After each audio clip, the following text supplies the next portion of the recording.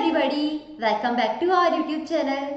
आज की इस वीडियो में हम आपके लिए इंडियन कॉन्ट्रैक्ट एक्ट का एक काफ़ी ज़्यादा important as well as fresh content लेकर आए हैं, जो कि है case laws under Indian Contract Act. Generally देखा जाता है कि जब स्टूडेंट्स मेन कंटेंट को पढ़ रहे होते हैं, मेन प्रोविजंस को पढ़ रहे होते हैं, सेक्शंस को पढ़ रहे होते हैं, and when they come across the case laws, तो केस लॉ में डिसीजन क्या था वो पढ़ लेते हैं, क्या जजमेंट है उसमें, क्या कंक्लूजन निकल कर आ रहा है, सब पढ़ लेते हैं। लेकिन जब वो केस लॉ का साइटेशंस पढ़ रहे होते हैं उसे इग्नोर कर देते हैं। And when they answer the case studies, और वहाँ पर अगर कोई केस लॉ अप्लाई हो रहा है, कोई लैंडमार्क जजमेंट अप्लाई हो रहा है, तो वो रिटेन नहीं कर पाते, वो रिकॉल नहीं कर पाते उस समय कि यहाँ पर पर्टिकुलरली कौन सा केस लॉ अप्लाई हो रहा है।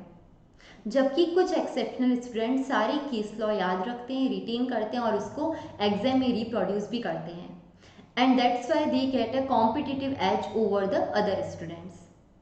तो इस डिफ़िकल्टी को, इस प्रॉब्लम को सॉल्व करने के लिए हमने एक ही प्लेस पर सारे के सारे जो केस लॉ हैं उन्हें कंपाइल किया है, उन्हें हम आज डिस्कस करने जा रहे हैं, जिसके कारण आपको हेल्प हो जाएगी कि आप उन सारे केस लॉ को एग्जाम के एक दिन पहले उससे याद कर सकते हैं, पढ़ सकते हैं, और उसके अलावा आपको ये एक एज प्रोवाइड करेगा, एक सॉल्यूशन प्रोवाइड करेगा कि आप कैसे एग्जाम में क्वेश्चन को आंसर करें, किस केस लॉ को कौन सी जगह पर, किस सर्कमस्टांस में आपको लिखना है।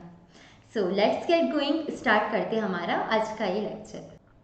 देखते हैं हमारा first case law, that is state of Gujarat versus Ramanlal S and company. यहाँ पर हुआ क्या था और ये रिलेट किससे करता है? ये रिलेट करता है हमारे essentials of a valid contract से।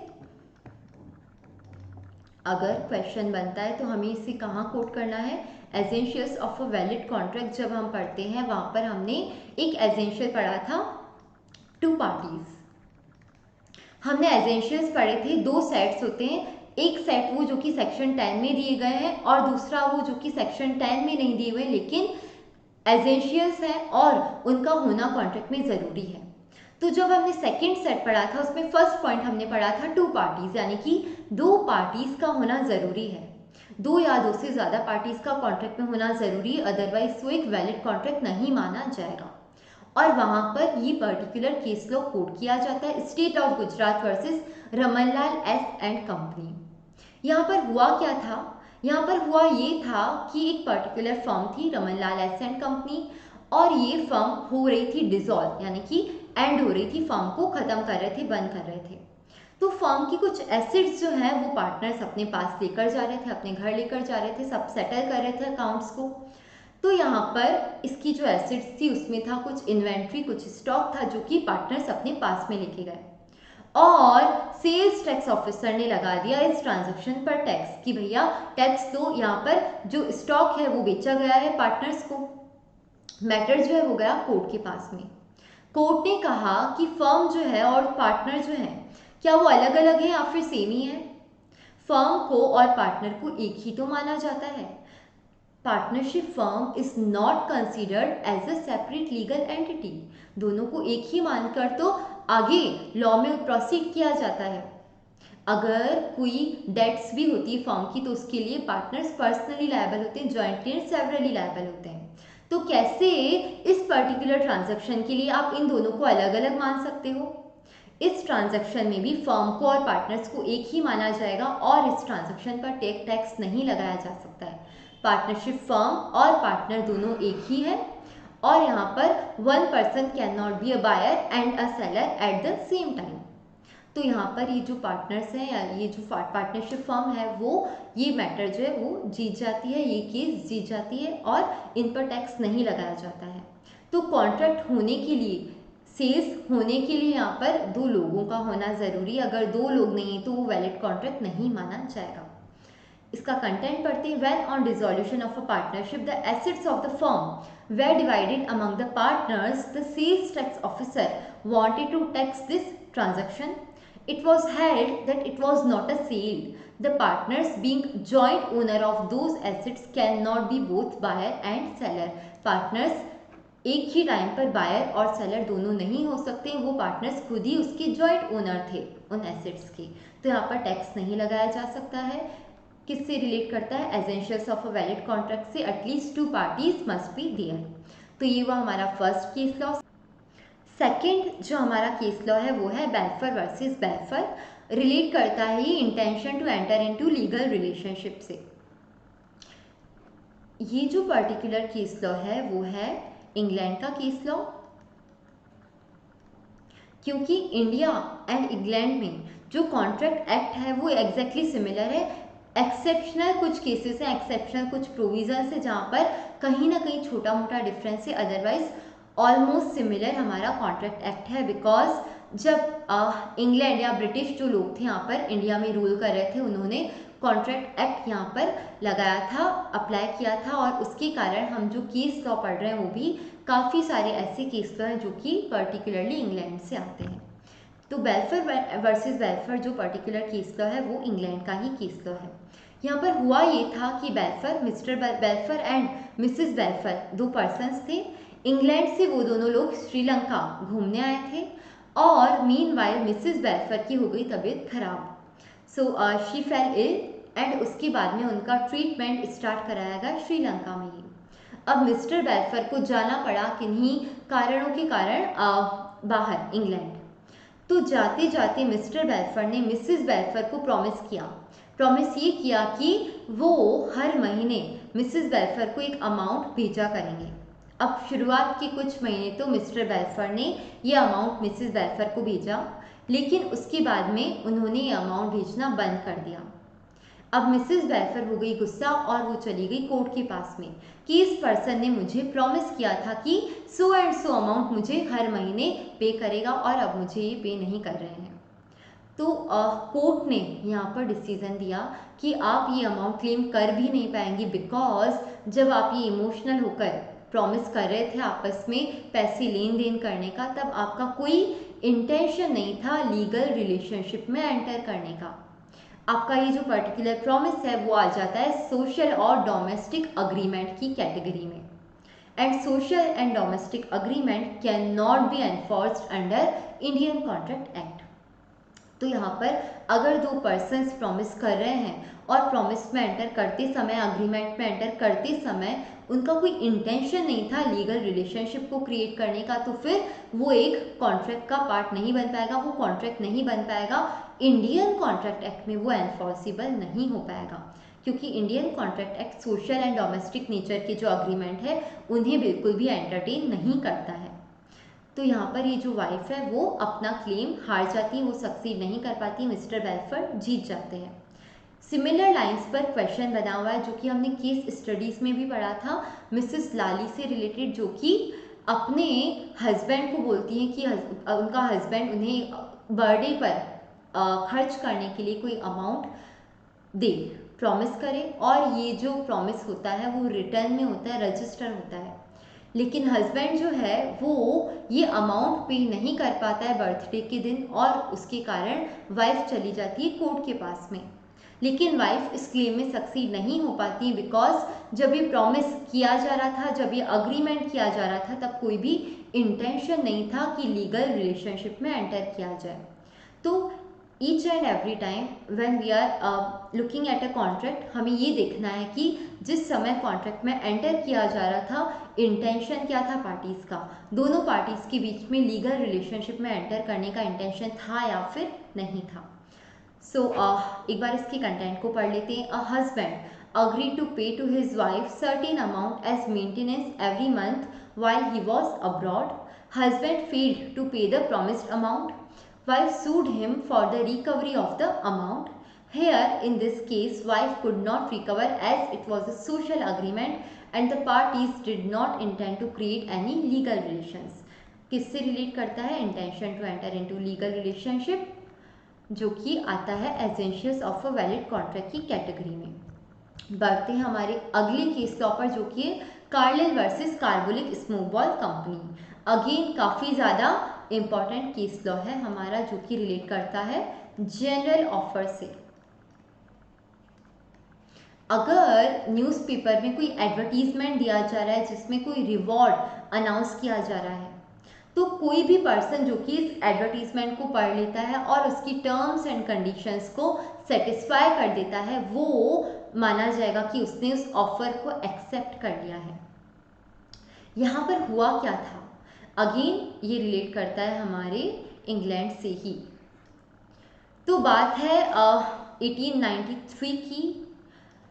इन ईयर्स में हो ये रहा था कि इन्फ्लुएंजा नाम की एक डिसीज़ काफ़ी ज़्यादा प्रिवेल कर रही थी। जैसे कि कोविड कुछ साल पहले, 2 साल पहले कोविड काफ़ी ज़्यादा स्प्रेड हो रहा था, उसी तरीके से ये इन्फ्लुएंजा करके डिसीज़ काफ़ी ज़्यादा स्प्रेड हो रही थी काफ़ी सारी कंट्रीज़ में, इंक्लूडिंग इंग्लैंड। तो यहाँ पर कार्बोलिक स्मोक बॉल कंपनी करके कंपनी थी जिसने अपना एक प्रोडक्ट लॉन्च किया, स्मोक बॉल।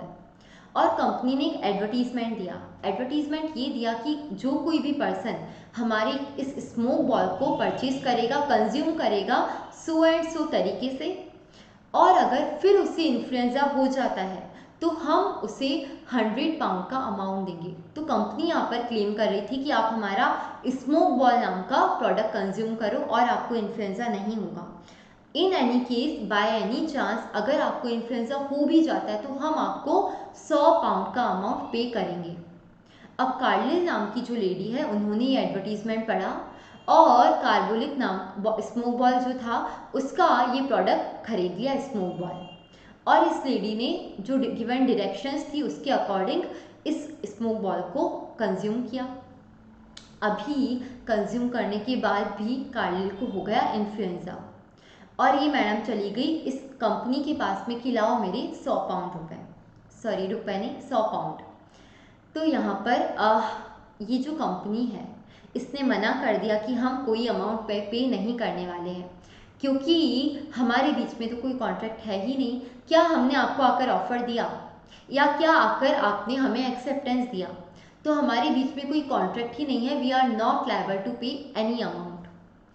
अब ये मैडम चली गई कोर्ट के पास में। कोर्ट ने कहा कि यार तुमने एडवर्टीजमेंट दिया है न्यूज़पेपर में, उसमें तुमने रिवॉर्ड अनाउंस किया है और उसमें आपने कुछ कंडीशंस लिखी है, तो कोई भी पर्सन अगर इन टर्म्स एंड कंडीशंस को पढ़ लेता है, उससे सेटिस्फाई कर लेता है, तो ये मान लिया जाएगा कि उसने एक्सेप्टेंस दे दिया है।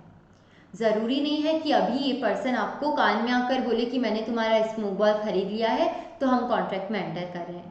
अगर उसने सेम जो भी डायरेक्शंस दी गई है उन सबको फुलफिल किया है तो ये माना जाएगा कि आप दोनों लोगों के बीच में एक कॉन्ट्रैक्ट एग्जिस्टेंस में आ चुका है। और अगर कॉन्ट्रैक्ट एग्जिस्टेंस में आ चुका है तो आपको अपना जो प्रॉमिस है वो फुलफिल करना पड़ेगा। तो यहाँ पर ये जो कार्बोलिक स्मोक बॉल कंपनी है उससे ये 100 पाउंड का अमाउंट कार्लिल को पे करना पड़ा। सिमिलर लाइंस पर आपको केस स्टडीज़ बन सकती है जहाँ पर कोई पर्सन कोई रिवॉर्ड अनाउंस कर रहा है कि अगर उसका कोई लॉस्ट आर्टिकल है वो अगर आप ढूंढ कर दे देते हैं, लॉस्ट कार है वो आप ढूंढ कर दे देते हैं तो आपको इतना अमाउंट पे किया जाएगा। और अगर वो पर्सन डिनाई कर देता है तो उस केस में ये जो दूसरा पर्सन है जिसने ये लॉस्ट आर्टिकल की या जो भी टर्म्स एंड कंडीशंस पूरी की हैं वो क्लेम कर सकता है उस अमाउंट को लेने के लिए, because there is a contract between these two persons. तो जब भी एडवर्टीजमेंट दिया जाता है न्यूज़पेपर में अनाउंसिंग अ रिवॉर्ड और अगर उसमें टर्म्स एंड कंडीशंस दी गई हैं, किसी पर्सन ने उन सारी टर्म्स एंड कंडीशंस को भी फुलफिल कर लिया है, तो ये मान लिया जाएगा कि इम्प्लाइड एक्सेप्टेंस है और कॉन्ट्रैक्ट एग्जिस्टेंस में आ चुका है। फैक्ट्स पढ़ते हैं। In this famous case carbolic smoke ball company advertised in several newspapers that a reward of 100 pound would be given to any person who contracted influenza after using the smoke balls produced by the Carbolic Smoke Ball Company according to printed directions. One lady, Mrs. Carlyle, used to use the smoke balls as per the directions of the company and even then suffered from influenza. Had she could recover the amount as by using the smoke ball she had accepted the offer. उसने जब in terms and conditions को पढ़ा, उसे fulfil किया, तो ये मान लिया जाएगा कि उसने ऑफर को एक्सेप्ट कर लिया है। और जैसे ही ऑफर को एक्सेप्ट कर लिया जाता है क्या बन जाता है? कॉन्ट्रैक्ट बन जाता है। तो ये आप कहाँ रिप्रोड्यूस करेंगे इस पर्टिकुलर केस लॉ को? जनरल ऑफर के केस में, जब भी किसी एडवर्टीजमेंट में कोई रिवॉर्ड अनाउंस किया जाता है उस केस में। General offer can be accepted by anyone. Advertisement made in newspaper announcing reward is a general offer and not an invitation to offer. अगला केस लॉ है हमारा लालमन शुक्ला वर्सेस गौरी दत्त। इंडिया का ही केस लॉ है हमारा, स्वदेशी केस लॉ है। यहाँ पर हुआ ये था कि दो पर्सन्स थे, लालमन शुक्ला एंड गौरी दत्त। लालमन शुक्ला था सर्वेंट एंड गौरी दत्त था मास्टर। अब हुआ ये कि गौरी दत्त का जो नेफ्यू था वो हो गया गुम, और जब ये नेफ्यू गुम हो गया तो गौरी दत्त ने लालमन शुक्ला को इंस्ट्रक्शन दिया कि जाओ मेरे नेफ्यू को ढूंढ कर लेके आओ। अब जब लालमन शुक्ला इस नेफ्यू को ढूंढने गया, पीछे से गौरी दत्त ने एक एडवर्टीजमेंट और दे दिया न्यूज़पेपर में कि जो भी पर्सन मेरे इस नेफ्यू को लाकर देगा ढूंढकर, मैं उसे कुछ अमाउंट पे करूँगा एज ए रिवॉर्ड। अब लालमन शुक्ला जब इस नेफ्यू को ढूंढ रहा होता है, उसे मिल जाता है नेफ्यू, और वो इस न्यूज़पेपर के एडवर्टीजमेंट को भी पढ़ लेता है कि अरे वाह, मालिक ने ये रिवॉर्ड अनाउंस किया है। अब ये लेकर जाते हैं इस बच्चे को गौरी दत्त के पास में और बोलते हैं कि लाओ मेरा रिवॉर्ड। गौरी दत्त कर देता है मना कि मैं तुम्हें कोई पैसे नहीं देने वाला हूँ। लालमन शुक्ला चला जाता है कोर्ट के पास में ये बोलते हुए कि इस पर्सन ने रिवॉर्ड अनाउंस किया था कि ये इतना अमाउंट देगा जो भी पर्सन नेफ्यू को लाकर देगा, और अब मैं ये लेकर आया हूँ तो इसने मुझे अमाउंट दिया नहीं। कोर्ट ने कहा कि जब तुम्हें नेफ्यू को ढूंढने भेजा गया था, क्या तुम्हें इस रिवॉर्ड के बारे में पता था? नहीं पता था। तुमने पहले इस नेफ्यू को ढूंढा और उसके बाद में तुम्हें इस एडवर्टीजमेंट के बारे में पता चला, तो यहाँ पर तुम्हें ऑफर के बारे में तो पता ही नहीं था। अगर तुम्हें ऑफर कम्युनिकेट किया ही नहीं गया था, तुम्हें ऑफर के बारे में पता ही नहीं था, तो एक्सेप्टेंस कैसी हो सकती है? एक्सेप्टेंस तो हम उसी चीज़ पर देते हैं ना जिस चीज़ के बारे में हमें पता हो। जिस ऑफर के बारे में हमें पता होगा उस चीज़ पर तो हम एक्सेप्टेंस देंगे। यहाँ पर तुम्हें अगर ऑफर पता ही नहीं है तो उस पर एक्सेप्टेंस हो ही नहीं सकती है। तो अगर भूल से तुमने ऑफर में दी गई कंडीशंस को फुलफिल कर भी दिया है तो ये नहीं माना जाएगा कि तुम लोगों के बीच में कोई कॉन्ट्रैक्ट भी एग्जिस्टेंस में आया है। ये नहीं माना जाएगा कि ये कॉन्ट्रैक्ट है और तुम ये अमाउंट क्लेम नहीं कर सकते हो। तो एक्सेप्टेंस सिर्फ तभी दिया जा सकता है जब ऑफर का नॉलेज हो। ऑफर का नॉलेज होना ज़रूरी है, ऑफर का कम्युनिकेट किया जाना ज़रूरी है, नहीं तो एक्सेप्टेंस नहीं हो सकता है। तो फैक्ट्स पढ़ते हैं। Gauri Dutt sent his servant Lalman to trace his missing nephew. He then announced that anybody who traced his nephew would be entitled to a certain reward. Lalman traced the boy in ignorance of the announcement. Subsequently, when he came to know of the reward, he claimed it. Had he was not entitled to reward as he did not know the offer. So acceptance in the ignorance of offer is not a valid acceptance. Acceptance तभी मानी जाएगी जब offer का knowledge हो। अगर offer का knowledge नहीं है तो वो एक्सेप्टेंस वैलिड एक्सेप्टेंस नहीं मानी जाएगी। ये किस में आएगा? रूल्स ऑफ वैलिड एक्सेप्टेंस में। ओके, देखते हैं हमारा अगला केस लॉ जो कि है हार्वे वर्सेस फेशी। अगेन ये जो है हमारा है इंग्लैंड का फिरंगियों का केस लॉ, रिलेट करता है इन्विटेशन टू ऑफर से। अगर स्टेटमेंट ऑफ प्राइस दिया गया है, अगर कहीं प्राइस कोट किया गया है, क्या वो ऑफर माना जाएगा या फिर इन्विटेशन टू ऑफर माना जाएगा? Of course invitation to offer माना जाएगा, जैसे कि हम मेन हमारे कंटेंट में पढ़ चुके हैं कि statement of price is not an offer. तो ये बात आई कहाँ से? ये बात आई हमारे हार्वे वर्सेस फेशी के इस केस लॉ से, इस जजमेंट से। यहाँ पर हुआ ये था, हार्वे एंड फेशी दो पर्सन्स थे। हार्वे ने फेशी को एक टेलीग्राम भेजा जिसमें हार्वे ने फेशी से दो क्वेश्चंस पूछे। पहला, will you sell us Bumper Hall Pen? अब बम्पर हॉल पेन एक जगह का नाम है। हार्वे ने फेशी से पूछा कि क्या आप हमें ये जगह सेंड करेंगे? दूसरा, टेलीग्राम और टेलीग्राफ अस लोवेस्ट कैश प्राइस, हमें मिनिमम प्राइस कोट करो कि कितने में आप बेचोगे। तो पहले क्वेश्चन का आंसर यानी कि क्या आप इसको बेचोगे, उसका कोई आंसर फेशी ने दिया नहीं। लेकिन जब कैश प्राइस पूछा गया, उसका इसने आंसर दिया कि 900 पाउंड में हम इस पर्टिकुलर बम्पर हॉल पेन को बेचेंगे। हार्वे ने कहा कि okay I am ready to buy this Bumper Hall Pen at 900 pound. Facey ने कहा कि I am not ready to sell, मुझे बेचना ही नहीं है। हार्वे ने कहा ऐसे कैसे, तुमने हमें 900 पाउंड का अमाउंट बताया, तो ये ऑफर था और अब हमने इसे एक्सेप्ट कर लिया, ये हो गया कॉन्ट्रैक्ट, अब तुम्हें ये बम्पर हॉल पेन बेचना पड़ेगा। फेशी ने कहा कि नहीं बेचेंगे। मैटर गया कोर्ट के पास में। कोर्ट ने देखा कि यार यहाँ पर दो क्वेश्चंस पूछे गए थे हार्वे के द्वारा, पहला कि क्या बम्पर हॉल पेन बेचेंगे और दूसरा कि लोवेस्ट कैश प्राइस कोट करो। फेशी ने पहले क्वेश्चन को आंसर ही नहीं किया था, फेशी ने बताया ही नहीं कि हम बेचेंगे या फिर नहीं बेचेंगे, सिर्फ उसने ये आंसर किया कि हमारा मिनिमम प्राइस 900 पाउंड रहेगा। तो क्या यहाँ पर सिर्फ प्राइस कोट कर देने से ऑफर बन गया क्या? नहीं बना। यहाँ पर ऑफर नहीं है तो उसका एक्सेप्टेंस हो ही नहीं सकता है, ये कोई कॉन्ट्रैक्ट है ही नहीं। और हमारे फेशी जो है वो जीत गए केस को, हार्वे हार गया। एक बार इस कंटेंट को पढ़ते हैं। In this case Privy Council है, वहाँ की जो कोर्ट्स होती है उसे कहा जाता है Privy Council, succinctly explain the distinction between an offer and an invitation to offer. In the given case, the plaintiff, through a telegram, asked the defendant two questions, namely, first, will you sell us bumper hall pen? Second, telegraph lowest cash price. The defendant replied through telegram that the lowest price for bumper hall pen is 900 pound. The plaintiff sent another telegram stating we agree to buy bumper hall pen at 900 pound.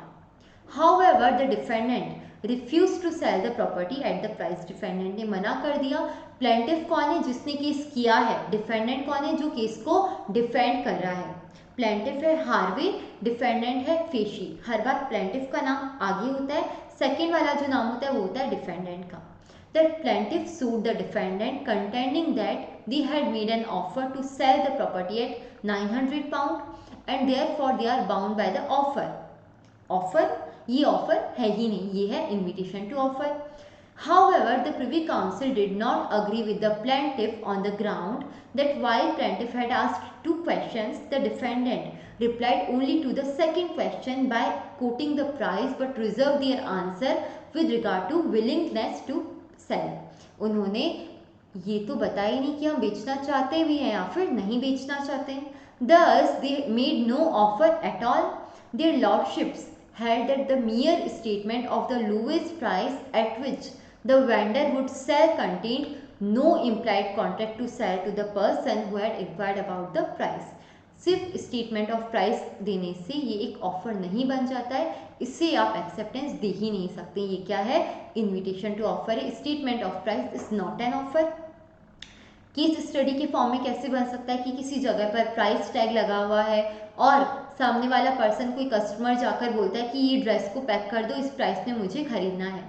तो क्या ये seller bound है ये dress बेचने को? नहीं है, क्योंकि यहाँ पर कोई ऑफर है ही नहीं. अगर कोई स्टेटमेंट ऑफ प्राइस दिया गया है तो वो ऑफर नहीं कहलाएगा. It is just an invitation to offer. It will induce the offers but it is not an offer in itself. ये हुआ हमारा हार्वे वर्सेस फेशी. बढ़ते हैं हमारे अगले केस लॉ पर, जो कि बोल्टन वर्सेस जोन्स. रिलेट करता है स्पेसिफिक ऑफर से. स्पेसिफिक ऑफर कौन से ऑफर होते हैं? जो कि एक स्पेसिफिक पर्सन को दिए गए हैं. अगर एक ऑफर किसी एक पर्सन को दिया गया है तो क्या कोई और पर्सन आकर उसे एक्सेप्ट कर लेगा कि हाँ मैं इस ऑफर को एक्सेप्ट कर रहा हूँ? नो. जिस पर्सन को ऑफर दिया गया है वही उसे एक्सेप्ट करेगा. और ये डिसीजन निकला हमारे बोल्टन वर्सेस जोन्स की लैंडमार्क जजमेंट में. यहाँ पर हुआ ये, दो पर्सन्स थे, एक्चुअली तीन पर्सन्स थे, बोल्टन, जोन्स एंड ब्रोकलहर्स्ट. अब यहाँ पर हुआ ये, एक पर्सन था ब्रोकलहर्स्ट. ओके, इसका नाम हम रख देते हैं BH.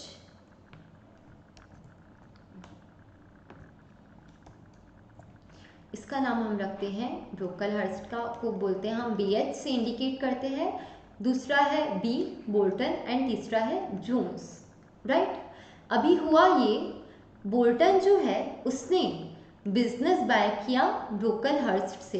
ब्रोकलहर्स्ट का एक बिजनेस था, फॉर एग्जांपल सपोज करो उसका ग्रोसरी शॉप था, राइट। ब्रोकलहर्स्ट का एक ग्रोसरी शॉप था जो कि उसने सेल कर दिया बोल्टन को। अभी जोन्स नाम का एक पर्सन था, उसने ब्रोकलहर्स्ट को कुछ ऑर्डर किया, कुछ सामान ऑर्डर किया। जोन्स पर्टिकुलर जो था वो क्रेडिटर था किसका, ब्रोकलहर्स्ट का, यानी कि जोन्स को ब्रोकलहर्स्ट से कुछ पैसे लेने थे और जोन्स ने सोचा कि ये पैसे दे नहीं रहा है, इसलिए मैं इसको ये सामान ऑर्डर कर देता हूँ सो दैट ये जो अमाउंट है वो सेट ऑफ हो जाए। जोन्स को कुछ अमाउंट लेना था ब्रोकलहर्स्ट से, जोन्स था क्रेडिटर ब्रोकलहर्स्ट का, और जोन्स ने एक ऑर्डर प्लेस किया ब्रोकलहर्स्ट के नाम से कि मुझे ये अमाउंट ये सामान सप्लाई करो। अब ये जो बिजनेस है वो तो सेल कर दिया गया था किसको, बोल्टन को।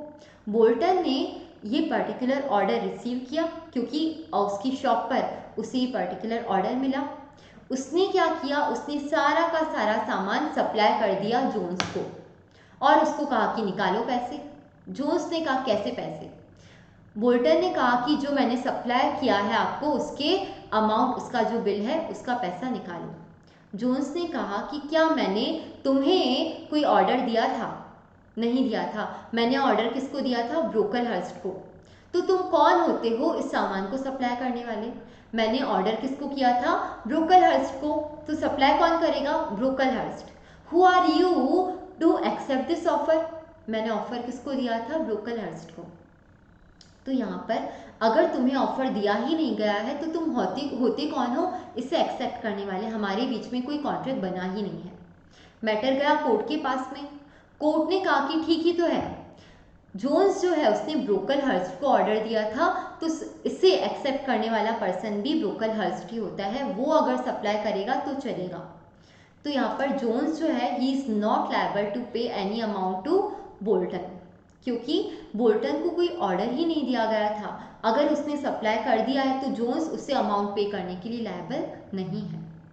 तो अगर कोई स्पेसिफिक ऑफर है किसी स्पेसिफिक पर्सन के लिए डायरेक्ट किया गया है, उसे दिया गया है, तो उसे एक्सेप्ट भी वही स्पेसिफिक पर्सन करेगा, कोई और पर्सन उसे एक्सेप्ट नहीं कर सकता है। इसके फैक्ट्स को पढ़ते हैं। बोल्टन बought a business from Brocklehurst. Jones, who was Brocklehurst's creditor, placed an order with Brocklehurst for the supply of certain goods.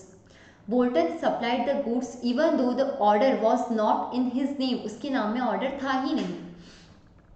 Jones refuse to pay Bolton for the goods because by entering into contract with Brocklehurst he intended to set off his debt against Brocklehurst. Jones का intention क्या था कि मैं इससे सामान ले लूंगा so that हमारा ये जो अमाउंट है वो सेट ऑफ हो जाएगा आपस में.